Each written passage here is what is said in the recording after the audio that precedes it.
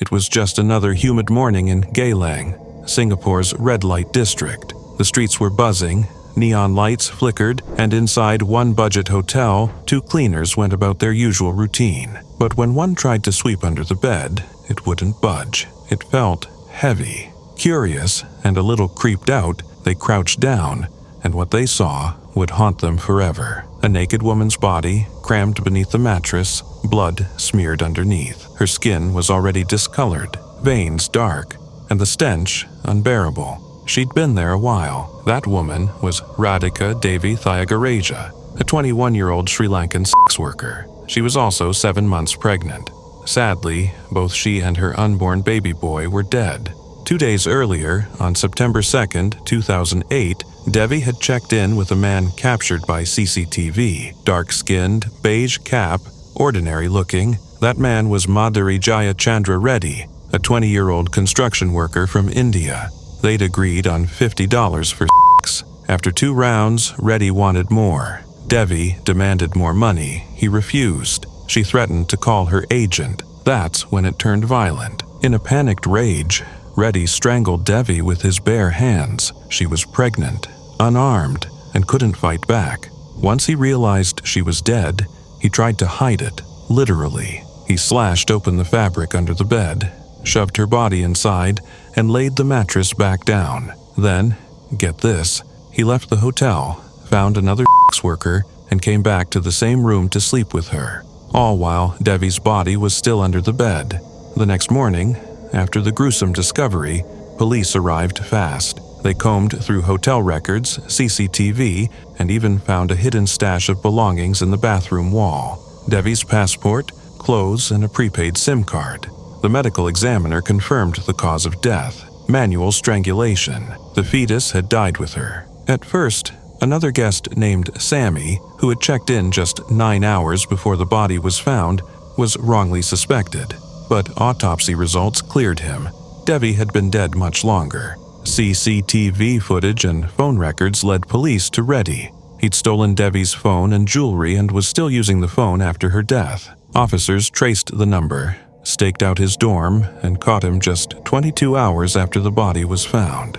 Reddy confessed everything. He said he'd panicked and hid the body. He even admitted to returning with another woman because he thought being seen with a second girl would throw off suspicion. Originally charged with murder, which carries the death penalty in Singapore, Reddy pleaded guilty to a lesser charge of manslaughter. He was sentenced to 17 years in prison and 12 strokes of the cane. So what makes this case so disturbing? It's not just the body under the bed, though that's nightmare fuel. It's the casualness, the coldness, the fact that he literally used the crime scene again. It's something out of a horror movie, except it really happened.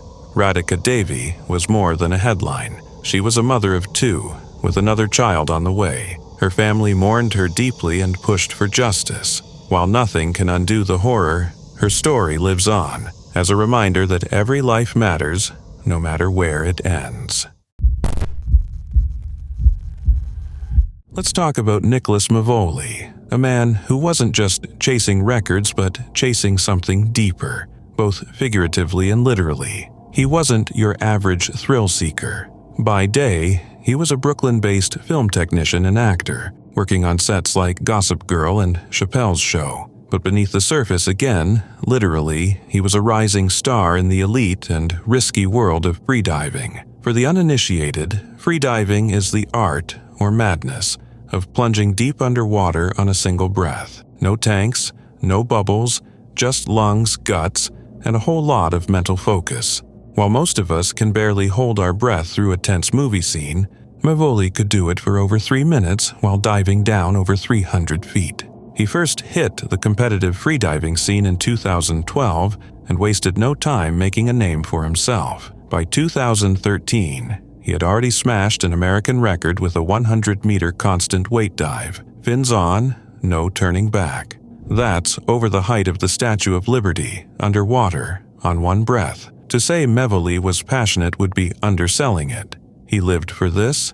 He spoke about freediving with awe and reverence, describing it as a meditative journey into the unknown. He wasn't doing it for fame or glory.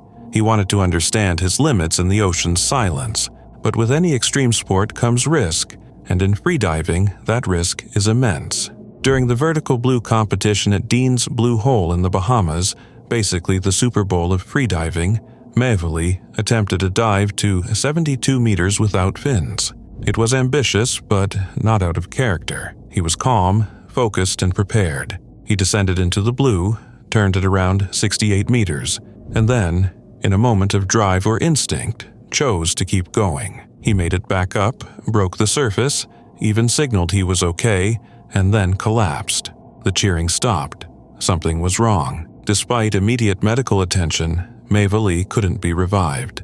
It was the first fatality at an international freediving competition, sending shockwaves through the freediving world. It's believed he suffered a pulmonary edema, fluid in the lungs caused by the intense pressure changes. A reminder that in a sport built on pushing limits, the ocean doesn't always give second chances. In early 2005, a U.S. military helicopter carrying 5 Marines crashed in the mountains east of San Diego during a powerful storm, highlighting the risks of flying in extreme weather, even in aircraft built for such conditions. The helicopter, a CH-53E Super Stallion, was the largest and among the most powerful in the U.S. military's fleet, engineered specifically to operate through harsh conditions and nighttime missions. Despite its capabilities, however, no aircraft is immune to nature's extremes.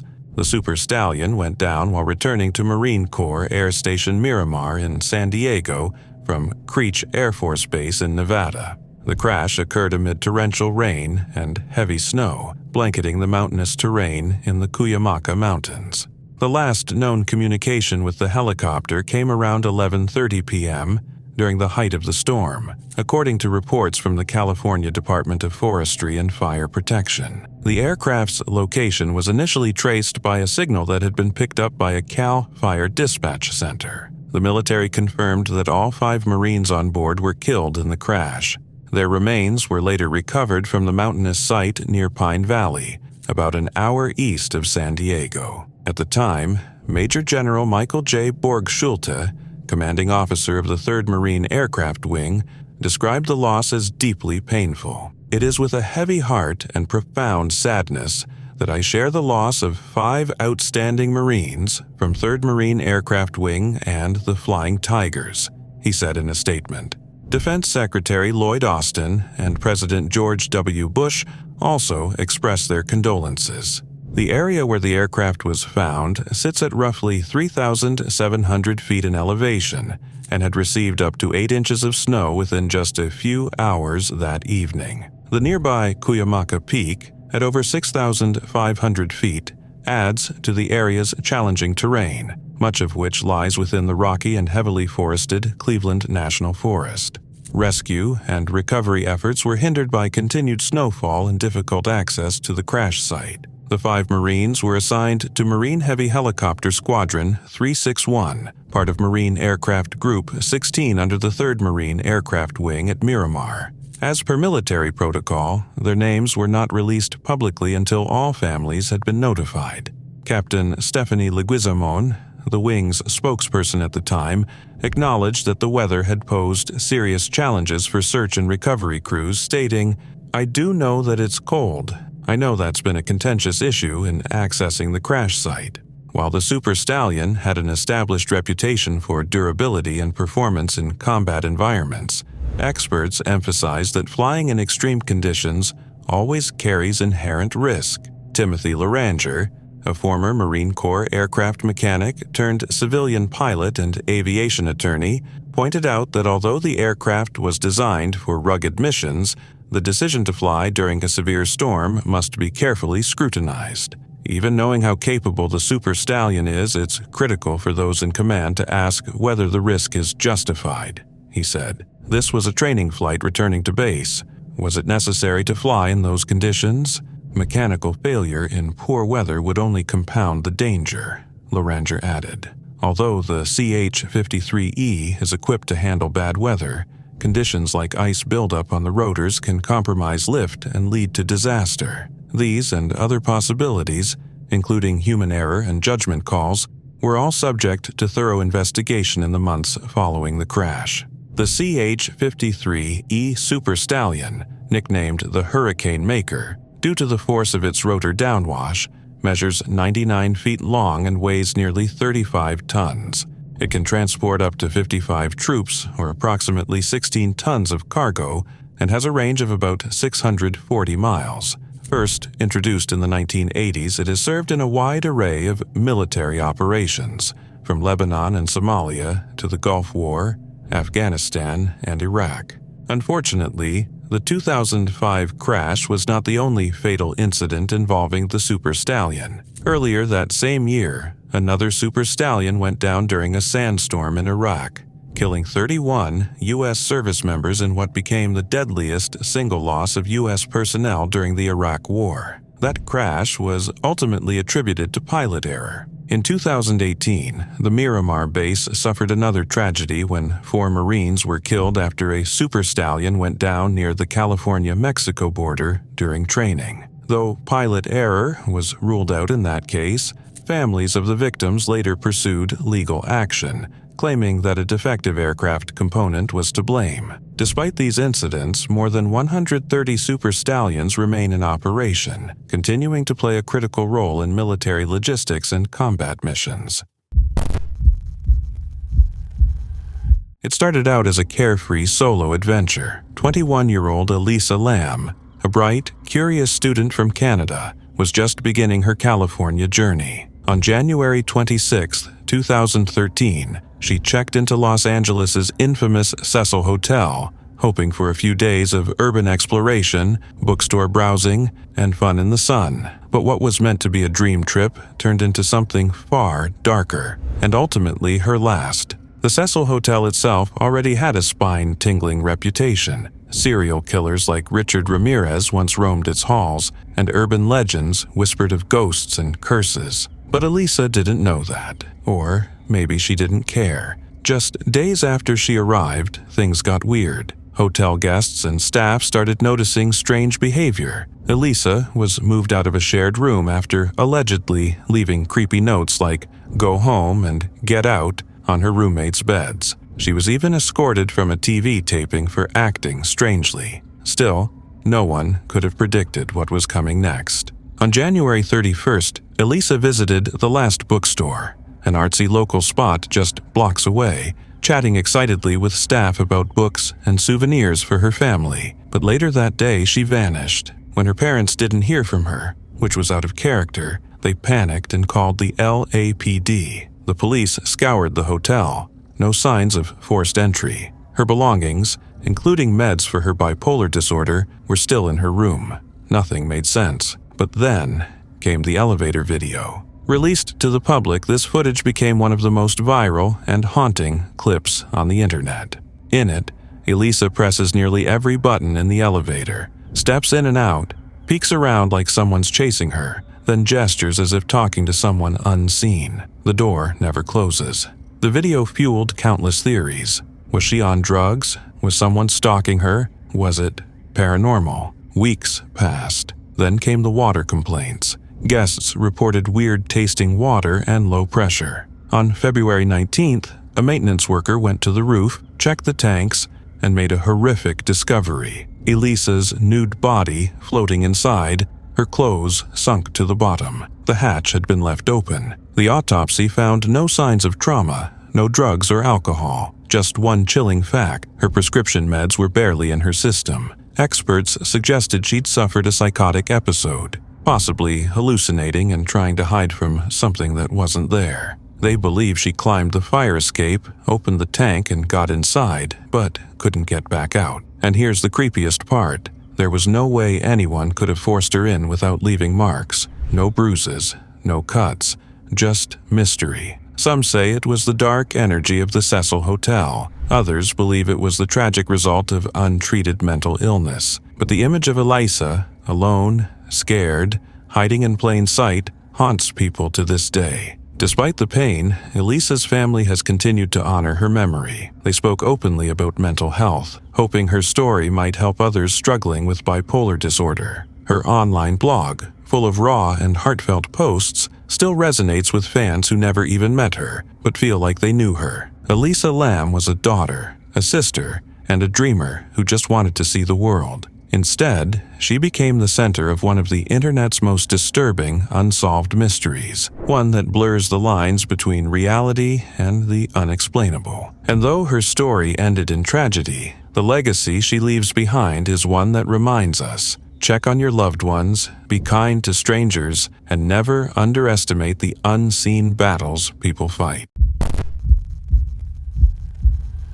In the world of freediving, a sport where people voluntarily plunge to terrifying depths in a single breath, few names were as respected as Stephen Keenan. Born in Ireland, Stephen wasn't always drawn to the deep.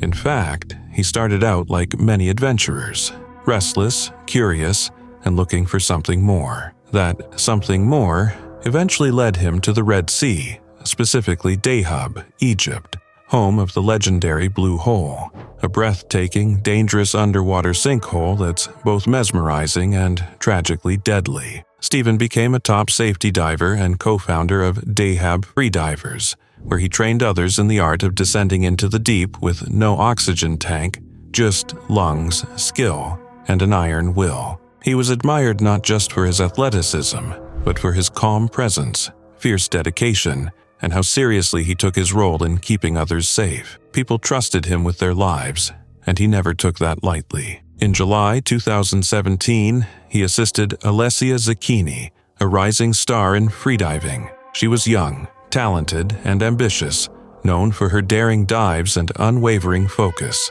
Her goal? To swim through the Arch, an underwater passage located around 56 meters down and 26 meters long. It's a challenge even for the most seasoned freedivers. The plan was tight and well-rehearsed. Elisa would dive down, swim through the arch, and Stephen would be there at the other end to guide her back to the surface. But even the most carefully laid plans can unravel in seconds. On that fateful dive, a few miscalculations stacked up like dominoes. Elisa reached the arch exit about 10 seconds earlier than expected, blazing fast. Stephen, on the other hand, had started his descent about 20 seconds later than originally planned.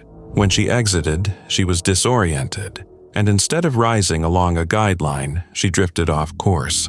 That's when Stephen, ever the professional, sprang into action. He found her, grabbed her, and started swimming them both upward. At that depth, with time and oxygen running low, every second counts. Freedivers train for this. Stephen had trained for this, but sometimes the body gives out before the will does. Just 10 meters from the surface, Stephen blacked out a shallow water blackout caused by low oxygen levels. Elisa made it to the surface. Stephen didn't. Rescue divers got to him quickly, and they tried everything, but it was too late. The freediving world was shaken. Stephen's death wasn't just the loss of a great athlete, it was the loss of a protector, a mentor, and a man who had literally given his life trying to save another. He was the first safety diver known to die during a rescue. In the wake of the tragedy, tributes poured in. Friends, students, and fellow divers all spoke of his courage, his compassion, and how deeply he loved the ocean. The Stephen Keenan Memorial Award was later created to honor safety divers who go above and beyond, just as he did. The story of Stephen and Elisa reached global audiences through the 2023 Netflix documentary The Deepest Breath, which traced their journeys, their friendship, and the fateful dive that bound them forever. It's a sobering reminder that even in pursuits of beauty and greatness, the ocean demands respect, and sometimes it takes back the ones who love it most. On the evening of February 4th, 1997, something haunting unfolded in the skies above northern Israel, something that would leave behind not only wreckage, but also one of the most tragic and mysterious events in the nation's military history. Two Sikorsky CH-53 Yasser helicopters, among the largest and most powerful in the Israel Air Force fleet, took off from an airbase in northern Israel. Their mission was routine, or so it seemed. On board were 73 soldiers and crew members bound for military posts deep in southern Lebanon, the well-known Beaufort Castle, and the Pumpkin Outpost. located within the Israeli-declared security zone. These troops, drawn from the Golani and Nahal infantry brigades, the Armored Corps, and other key units, had done this kind of mission many times before. They were young, many of them still in their late teens or early 20s, but they were trained, disciplined, and ready. Some were new recruits, others seasoned fighters. All carried the weight of Israel's ongoing security operations in southern Lebanon, an area plagued by tension, ambushes, and Hezbollah attacks. Despite the danger of the destination, no one expected the threat to come from the skies themselves. The two helicopters, flying in formation on a dark and cloudy night, approached the Galilee area near the border. Then, without warning, without radio distress calls, something went wrong. In a flash of noise and fire, the two helicopters collided mid-air. One of them plummeted to the ground near the Moshav of Shahar Yeshuv, a peaceful community known more for its rustic charm than tragedy. The second helicopter crashed into a field close to Kibbutz Dafna. Flames lit up the sky. The explosion was so massive that people from nearby towns reported hearing the impact and seeing fire in the distance. Rescue teams rushed to the scenes, but there was nothing to save. All 73 souls on board both helicopters were killed instantly. The shock that followed was immense.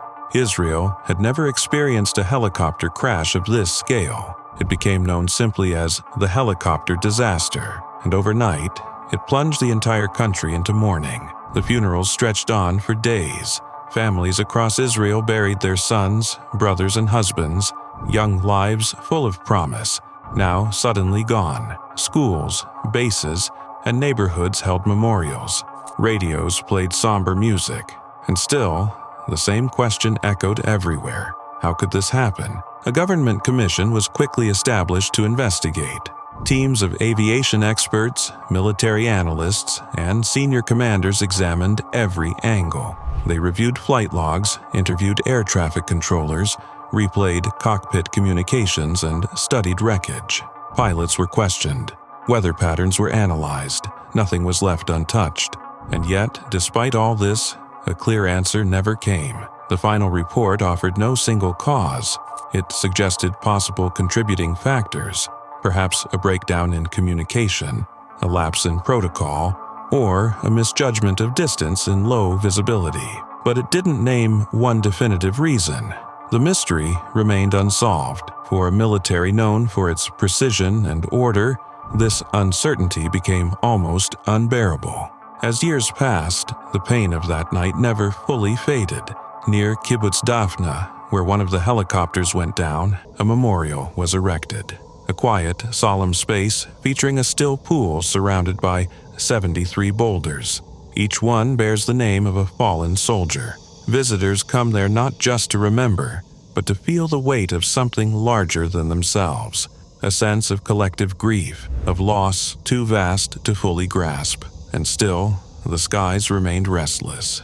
In the years that followed, other accidents would shake the Israeli military. Helicopter malfunctions, crashes, and training incidents took more lives, including those of elite pilots and EGOS unit officers. Each time, the military launched new investigations, striving to uncover root causes and ensure the safety of future operations.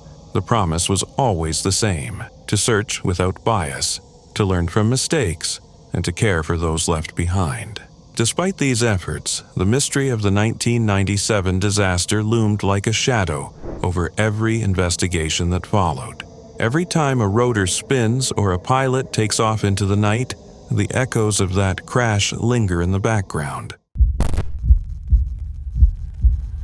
It was just another sunny Bangkok afternoon at the Grand Hyatt Erawan, glamorous, luxurious, everything you'd expect from a five-star stay. For 6 Vietnamese guests, some with American ties, it was supposed to be a simple business meetup over lunch and tea. No drama, no headlines, just 6 people in a fancy suite, wrapping up a weekend and preparing to fly home. But room 502 would become their tomb. They had no clue that this peaceful lunch would end with all of them sprawled across the floor, lifeless, victims of what would soon be dubbed one of the most disturbing hotel deaths in Bangkok's history. The group had gathered to settle a financial dispute. Shireen Chong, a Vietnamese-American woman from Oakland, owed about $280,000 to a married couple, Thi Nguyen Phuong and Hong Pham Thanh. They'd loaned her the money to invest in a hospital project in Japan. Instead of facing each other in court, they agreed to meet in person to talk things out. Shireen checked into room 502 alone.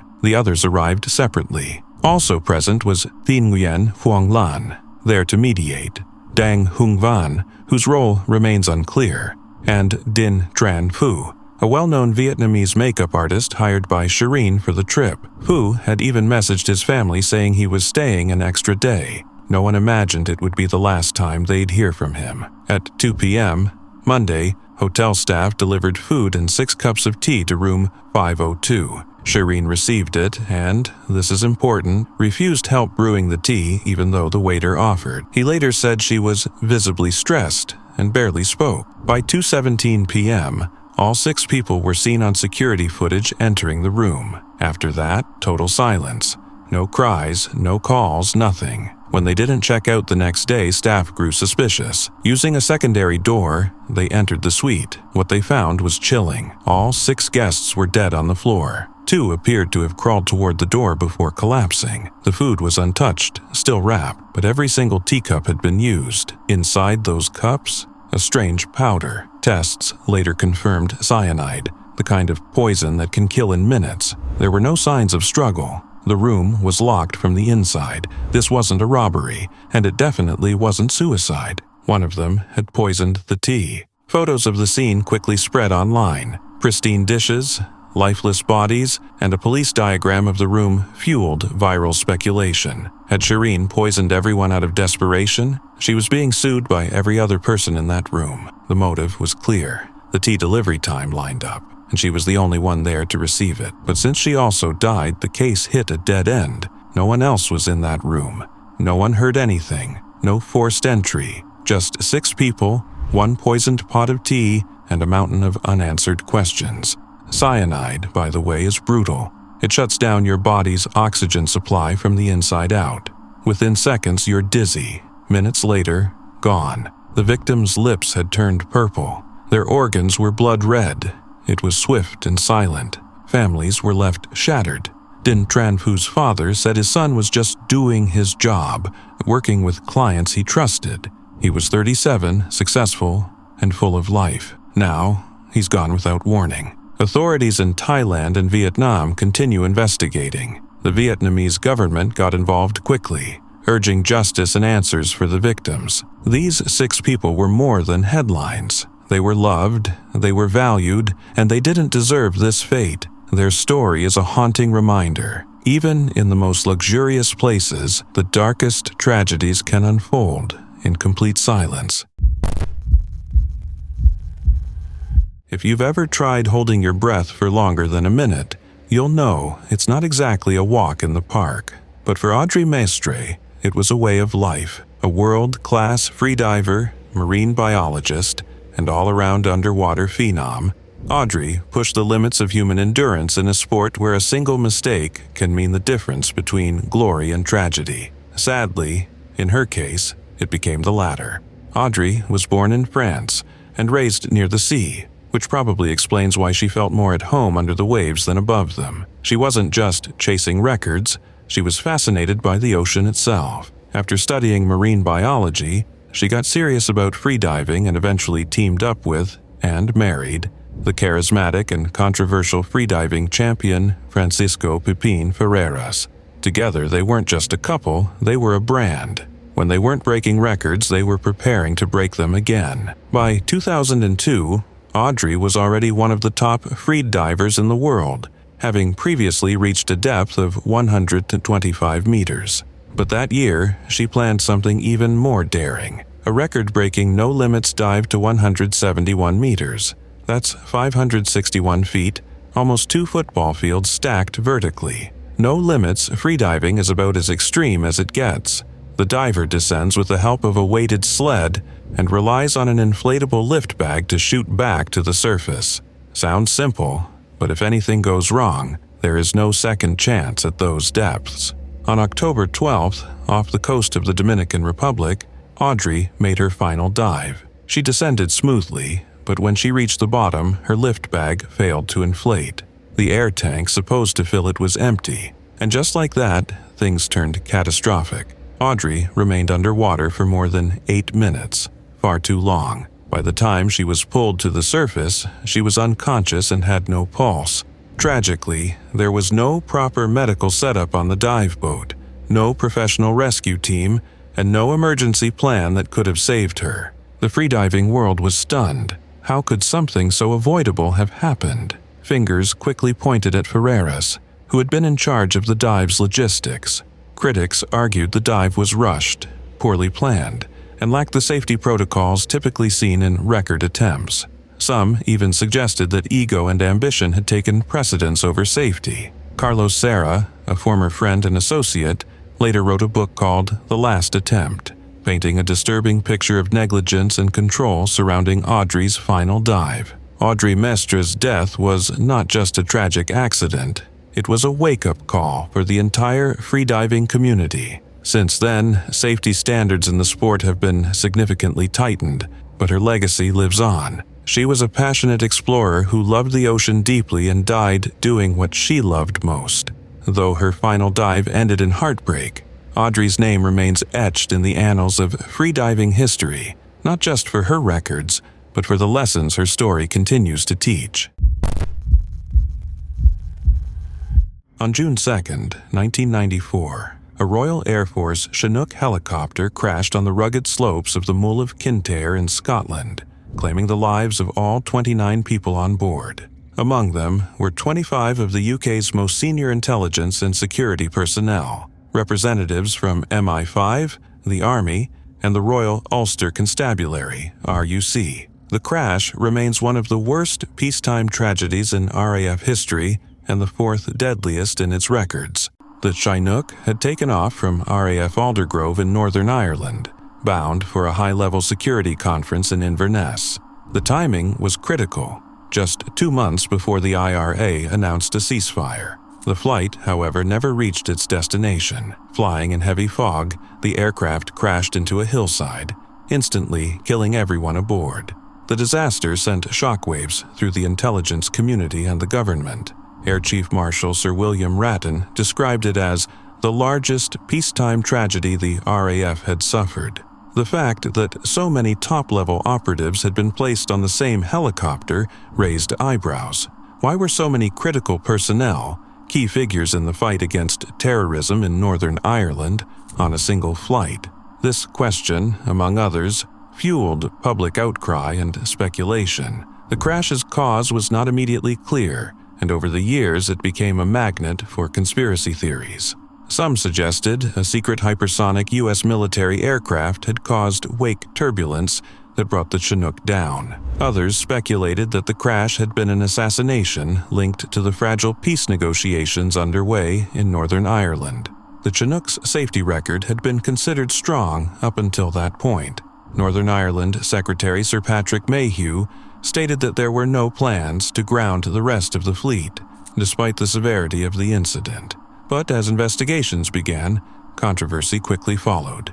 An RAF Board of Inquiry concluded that the accident had been caused by gross negligence on the part of the two pilots, Flight Lieutenants Jonathan Tapper and Richard Cook.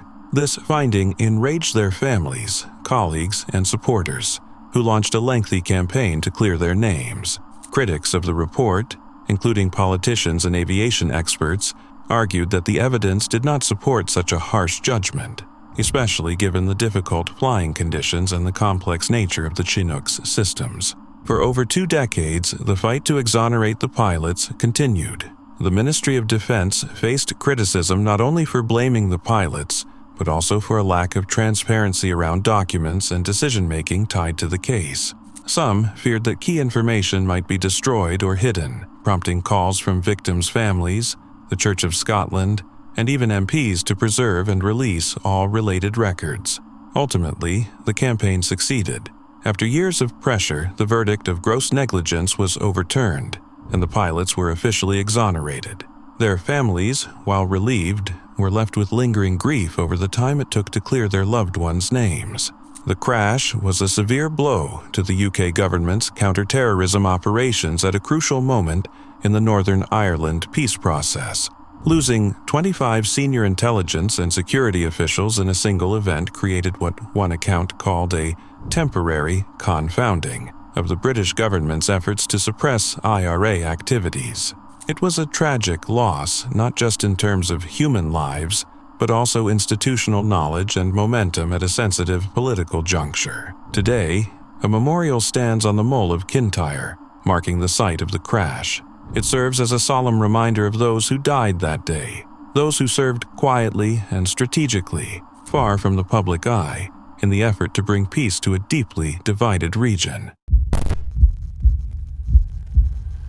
It was supposed to be a quick, uneventful shopping trip. On a warm March morning in 1995, 32-year-old Gerard Lowe, a cheerful chemical engineer from South Africa, landed in Singapore. He was just here to grab some electronics, maybe a video recorder or a new pair of kicks. Nothing wild. A dedicated husband and father, Gerard had mapped out his schedule to the hour, even promising his wife Vanessa that he'd call the second he checked into the hotel. But Gerard never made that call, and tragically this trip would be his last. At first, everything seemed normal. After arriving at Changi Airport, Gerard met a charming, friendly Brit named Simon Davis. The man offered to split a hotel room at the Riverview Hotel to save money. It seemed harmless. They checked into room 1511, but what Gerard didn't know was that Simon Davis was actually John Martin Scripps, a convicted British criminal, someone far more dangerous than he let on. The next day, Gerard's name mysteriously vanished from the hotel's registration system. When asked, Martin claimed he had kicked Gerard out for being gay, a claim not only suspicious but tragically weaponized in a country where homosexuality was criminalized at the time. That same day, Martin began using Gerard's credit card to go on a shopping spree around Singapore. $6,000 in bank withdrawals, a $490 camcorder, a pair of $180 Nike trainers, and tickets to a symphony concert. Because apparently murder pairs well with classical music. While Martin lived it up, Gerard had vanished completely. No calls to Vanessa, no return flight, just silence. Then, on March 13th, a chilling discovery. A plastic bag floating off Clifford Pier, containing a pair of severed legs. Over the next few days, more pieces, thighs, torso, all Caucasian, all chopped with eerie precision. It took until April 1st for Vanessa Lowe to confirm the worst. The remains belonged to her husband. Gerard's head and arms were never found. Authorities suspected foul play from the beginning. The clean dismemberment suggested a disturbing level of skill. A forensic pathologist concluded that whoever did this had training. A surgeon, a butcher, or a prisoner who had worked in a butchery. That last guess, spot on. Martin had learned to cut meat while in prison, and now he was applying that same craft in horrifying ways. Martin's trial in Singapore became infamous. Gruesome photos of body parts were shown in court. Martin claimed Gerard made a sexual advance on him, and in a panic, he struck him with a hammer. He blamed a mysterious British friend for helping him hide the body, but this phantom friend was never found, and his story was full of holes. Martin had even signed restaurant bills and made calls from the Riverview Hotel during times he claimed he was elsewhere. The prosecution believed Martin's motive wasn't panic, it was greed. He'd murdered Gerard to steal his identity and credit, and disturbingly, he'd done this before. Gerard wasn't Martin's only victim, just one in a string of tourists the tourist from hell lured, killed, and butchered. Martin was eventually convicted and hanged in 1996, the first Briton executed in Singapore since its independence. As for Gerard, he wasn't just a victim, he was a loving husband, a father, and a man whose life was senselessly taken. Vanessa and their child were left to pick up the pieces, but they refused to let his memory fade. His murder prompted conversations about hotel guest safety, identity theft, and the dark potential behind a stranger's smile. In the face of such horror, one thing remains clear. Gerard Lowe was deeply loved, and he is deeply missed. Bosmansgat, or Bushman's Hole, in South Africa, is a place that has become infamous in the world of cave diving. It's one of the deepest freshwater caves in the world, reaching depths that few dare to venture into. This is where the tragic story of Dion Dreyer and Dave Shaw unfolds, a tale of bravery, sacrifice, and the unpredictable dangers of deep diving. In 1994, Dion Dreyer, a young and enthusiastic diver, was assisting with preparations for a deep dive at Bushman's Gat. Little did anyone know that this routine dive would soon take a devastating turn. The cave, known for its pristine but treacherous conditions, had claimed the lives of others before, but nothing could have prepared the diving community for what would transpire that fateful day. On December 17, 1994, Dion encountered something that went horribly wrong. He was diving near the surface when, for reasons still debated, he either suffered from oxygen toxicity or hypercapnia, too much carbon dioxide in the blood, which led to him losing consciousness at about 50 meters below the surface. Oxygen toxicity occurs when a diver inhales too much pure oxygen, causing seizures and unconsciousness, while hypercapnia occurs when a diver's body cannot expel carbon dioxide fast enough, leading to confusion, unconsciousness, and potentially fatal consequences. Tragically, despite the best efforts of his team, Dion was unable to make it back to the surface. His body was lost in the dark, murky depths of the cave, where light cannot reach and time seems to stand still. The divers who had been with him on the dive were devastated. Despite a series of daring recovery attempts over the years, his body remained undiscovered. For an entire decade, Bushman's Gat held on to the secret of where Dion's body lay, untouched by time and nearly forgotten by those who loved him. Fast forward to 2004, when Australian cave diver Dave Shaw, who had already made a name for himself as an expert in extreme diving, decided to attempt a recovery. Shaw was a seasoned diver who had taken on numerous high-risk deep-water missions throughout his career, but recovering a body from 270 meters underwater in a pitch-black cave was unlike any challenge he had faced. Shaw knew the risks, but he was determined to bring closure to Dion's family and to the diving community that had been haunted by the unsolved mystery of his disappearance. After a grueling descent, Shaw found Dion's body where it had rested for 10 long years. The scene was haunting, a body frozen in time at the bottom of a cold, dark cave. But the mission was far from over. Shaw knew that the next phase of the operation was even riskier than the descent, bringing Dion's remains back to the surface.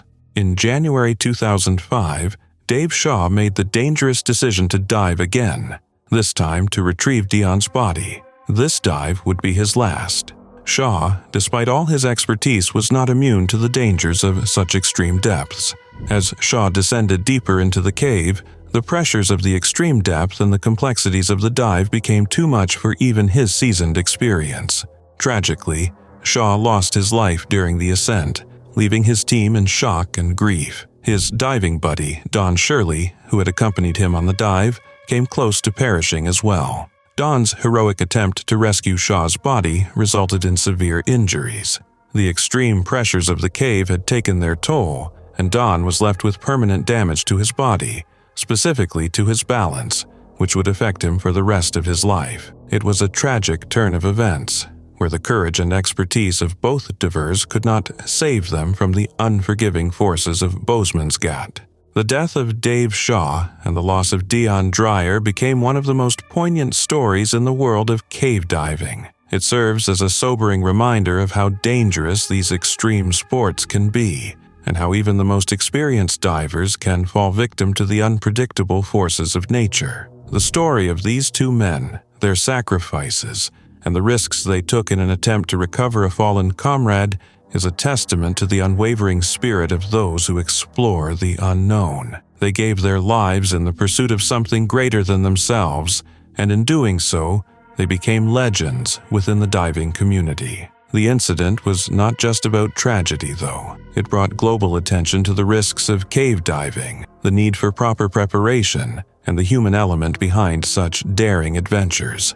It highlighted the fine line between exploration and danger, and how the thrill of discovery is often tempered with the harsh realities of the risks involved. The story of Dion Dreyer and Dave Shaw continues to be told in documentaries, articles, and books, reminding us that while the thrill of exploration is strong, it comes with an immense cost. Their sacrifice has helped raise awareness of the dangers faced by cave divers and the importance of respecting the unpredictable and potentially lethal forces of the deep. It is a legacy of bravery and caution, a tale that continues to inspire future divers and explorers while serving as a somber reminder of the fragility of life when faced with the unknown.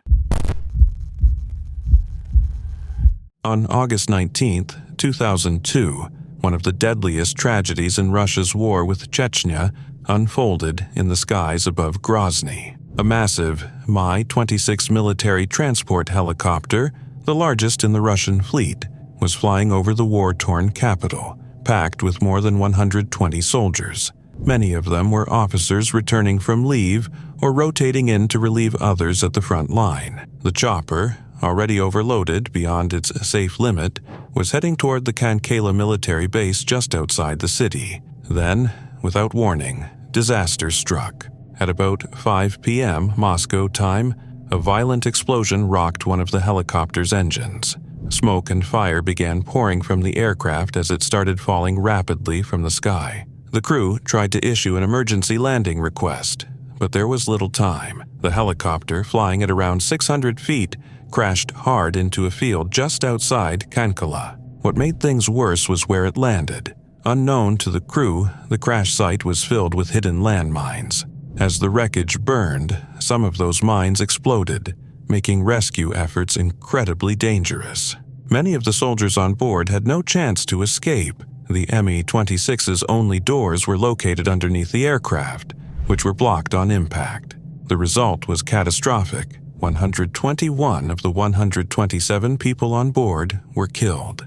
This became the deadliest helicopter crash in Russian military history, and one of the most tragic moments of the Second Chechen War. Shortly after the crash, Chechen rebel groups claimed they were responsible, saying they had shot the helicopter down using a shoulder-fired missile. Military investigators didn't immediately confirm this, but suspicions grew. Experts believed a portable missile like the Strela or Igla, often used by Chechen fighters, could have easily hit the low-flying chopper. Meanwhile, Russian officials hesitated to give a clear answer about whether enemy fire or mechanical failure caused the disaster, but there was no denying something had gone terribly wrong. The Mi-26 was only meant to carry about 80 passengers, yet it had been carrying over 120. Overcrowding made it nearly impossible for anyone to escape quickly. Survivors described being packed so tightly that they couldn't move, even as fire and smoke filled the cabin. Some even came under enemy fire once on the ground. The crash caused massive public outrage, and soon, top military officials were forced to take responsibility. 19 officers, including 12 generals, were disciplined for negligence. Some were removed from their posts, and others resigned. The head of Army Aviation, a senior general, stepped down after being blamed for failing to maintain safe operations. Behind the scenes, many in the military were deeply frustrated. Some officers insisted the crash wasn't just about one missile or one decision, it was about years of poor planning and a military system stretched too thin. Many of Russia's helicopters were aging. Some were over 20 years old and in serious need of repairs. Spare parts were hard to come by, and dozens of helicopters across the country had already been grounded due to safety concerns. In fact, this crash wasn't the first. In the years before, other Russian helicopters had also been brought down in Chechnya, some by technical failure, others by missiles. In one case, a helicopter carrying 2 generals was hit shortly after takeoff from Grozny. In another, officials first claimed a crash was caused by mechanical issues, but later evidence suggested it had actually been attacked. The Mi-26 crash, however, was on a different level. It wasn't just a tragic mistake. It revealed deep cracks in the Russian military's ability to fight this war. The timing couldn't have been worse either. Fighting in Chechnya had started to increase again. Rebel groups were launching surprise attacks in the south and threatening to take the fight back into Grozny. Some believed the rebels were trying to pressure the Russian government to negotiate. Others thought it was an attempt to embarrass Moscow, which had claimed the war was over. Either way, the helicopter crash shattered that illusion. It was a sunny, ordinary day in downtown Los Angeles back in 1964, the kind where pigeons fluttered through Pershing Square, and 65-year-old Goldie Osgood, known fondly by everyone as Pigeon Goldie, was doing what she loved most, feeding her feathered friends and wearing her LA Dodgers cap with pride. She was staying at the Cecil Hotel just a few blocks away, a place known for its low prices and long-term residents. Goldie had no idea that this day would be her last. She was beloved by everyone in the area, a retired telephone operator living out her final years alone, but certainly not lonely. She had heart, sass, and birdseed. The whole community knew her. She was that sweet, quirky neighbor who'd talk your ear off while shooing away greedy seagulls so the little pigeons could get a bite. She had no enemies, or so it seemed. Later that evening, after a peaceful day at the square, Goldie walked back to her room at the Cecil Hotel. She exchanged goodnights with other tenants, like always, and vanished into her room. An hour later, just an hour, a hotel worker delivering phone books made a gruesome discovery. Goldie was found murdered in her ransacked room. She had been brutally beaten, raped, and strangled with a hotel hand towel. Her birdseed and Dodgers cap lay scattered on the floor, like tragic symbols of a life cut short. What makes this case bone-chilling isn't just the horror of the crime, it's the sheer speed and stealth with which it was carried out. People saw her moments before she was killed. The killer must have been waiting in her room, or shadowing her step, and in a hotel buzzing with residents, not a single person saw anything. Police arrested a suspect named Jacques Eilinger, found wandering nearby, covered in blood, but plot twist, he was quickly ruled out. No charges, no real leads, and no justice. Even creepier, Goldie's murder resembled another woman's death just months earlier. Viva Brown, 50 years old, also strangled in a hotel room nearby. Same method, same victim profile. Police never made a connection, at least not publicly, but one medical examiner was convinced it was the same killer. This led to the chilling theory. A serial killer was stalking elderly women in LA, hiding in plain sight in budget hotels, striking fast and vanishing without a trace. Some even whisper that the killer might have stayed at the Cecil himself, blending into the chaos of a place already crawling with crime. No footage, no sketch, no viral videos to rally justice like the Elisa Lam case decades later. Goldie's story faded into the background of the Cecil's bloody history, overshadowed by Night Stalker headlines and Netflix specials. But here's the haunting part.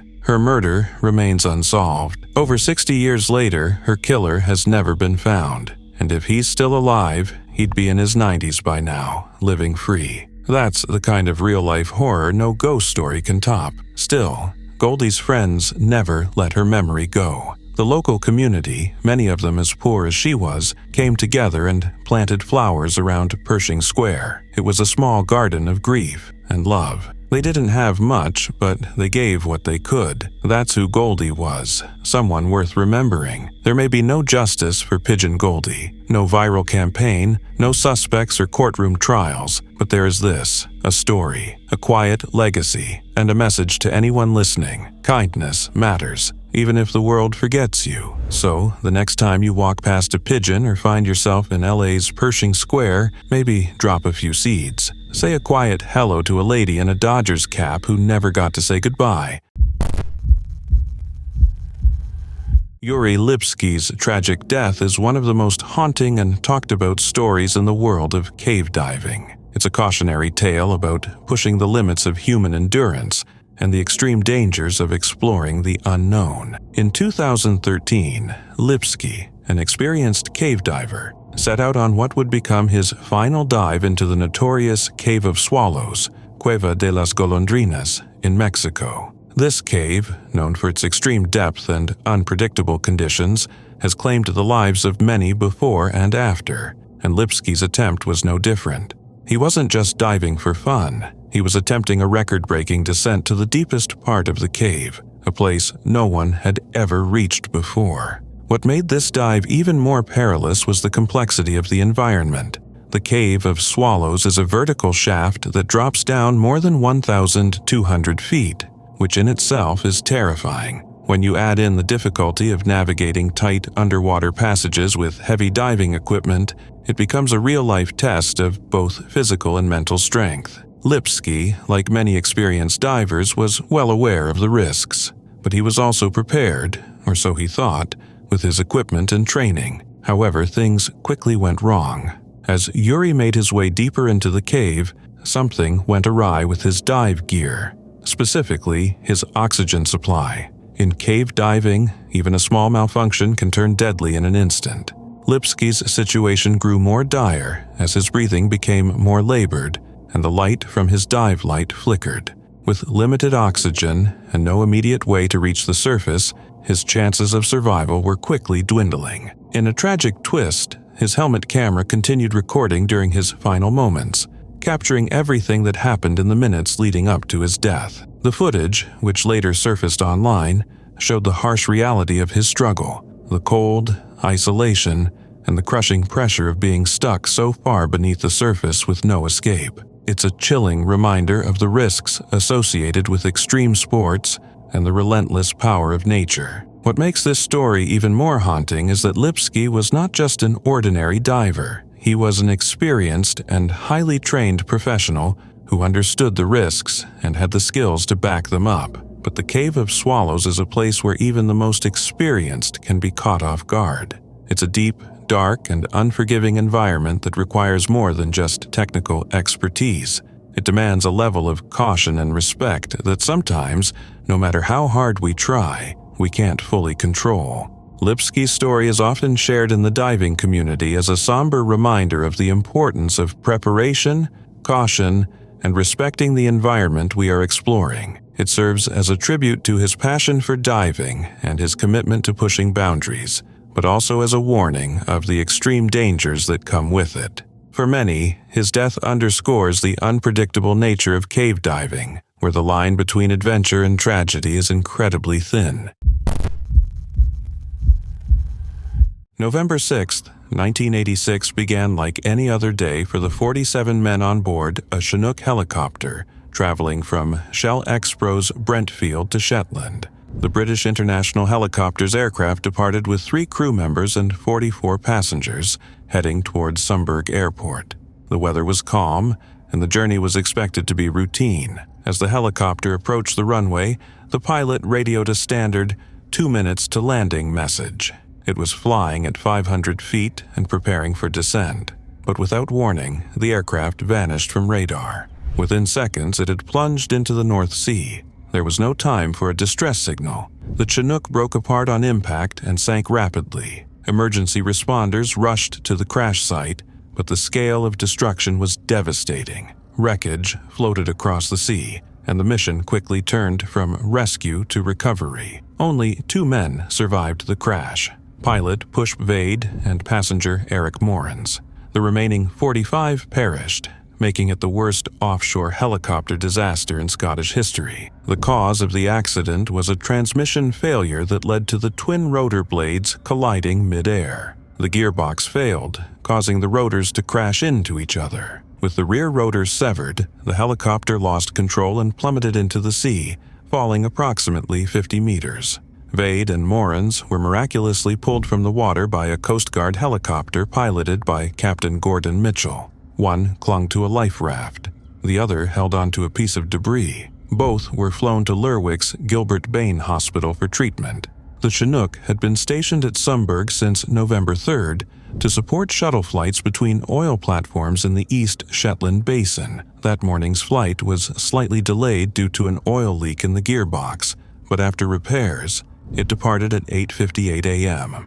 Over the next few hours, the helicopter visited multiple platforms, exchanging passengers and freight, before leaving Brent Platform C at 10:22 a.m., with 44 passengers aboard.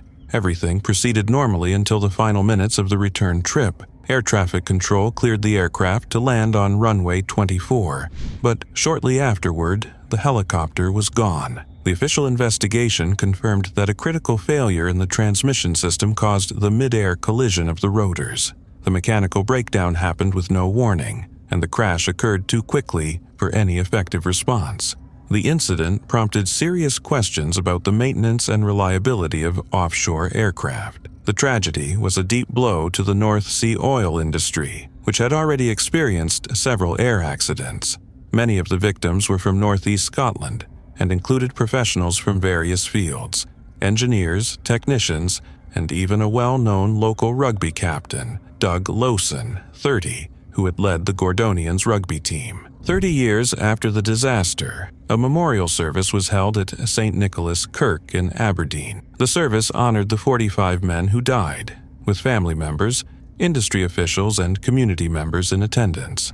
Their names were read aloud, followed by a minute of silence and a piper's lament.